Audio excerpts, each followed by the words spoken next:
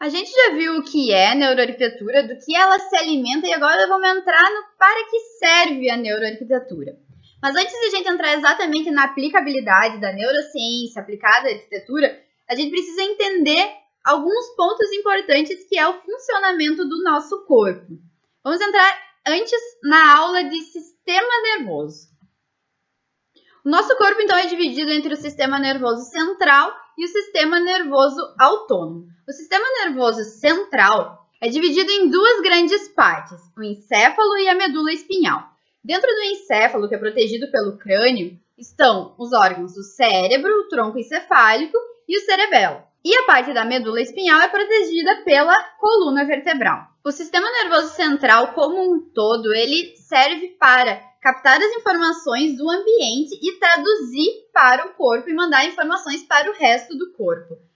Vamos para a parte do sistema nervoso autônomo. O sistema nervoso autônomo é responsável por todos os processos que ocorrem sem que a gente tenha controle, como o bombeamento sanguíneo, como a nossa respiração, a digestão, entre outros. E ele é dividido em duas partes, o sistema nervoso autônomo simpático e o parasimpático. A parte simpática do nosso sistema nervoso autônomo, ela é responsável pelo nosso estado ativo, competitivo. Então, quando a gente precisa ter essa demanda de energia, é a parte simpática que está trabalhando. E a parte parasimpática é quando está tudo de boas, quando a gente precisa entrar no nosso estado calmo, que é chamado pela ciência como homeostático, onde a gente conserva a energia e reorganiza as substâncias do corpo. O nosso corpo, ele trabalha sempre dentro dessa dualidade de estados, variando entre o estado calmo e o estado ativo.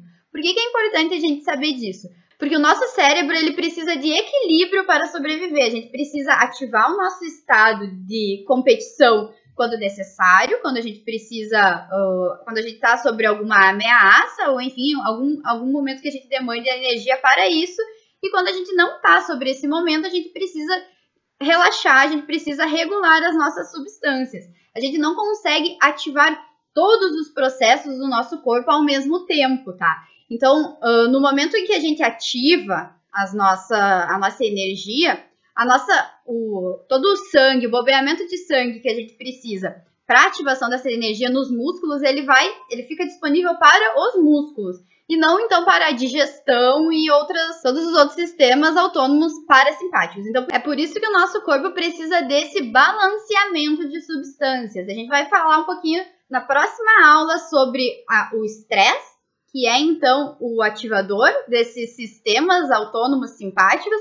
E daí vocês vão entender um pouquinho melhor como é que funciona a nossa percepção do mundo, tá? A gente precisava, antes dessa pincelada sobre o sistema nervoso central e sistema nervoso autônomo, para vocês entenderem os próximos passos a seguir, e vocês vão entender, então, a ligação depois disso tudo do corpo com o meio ambiente.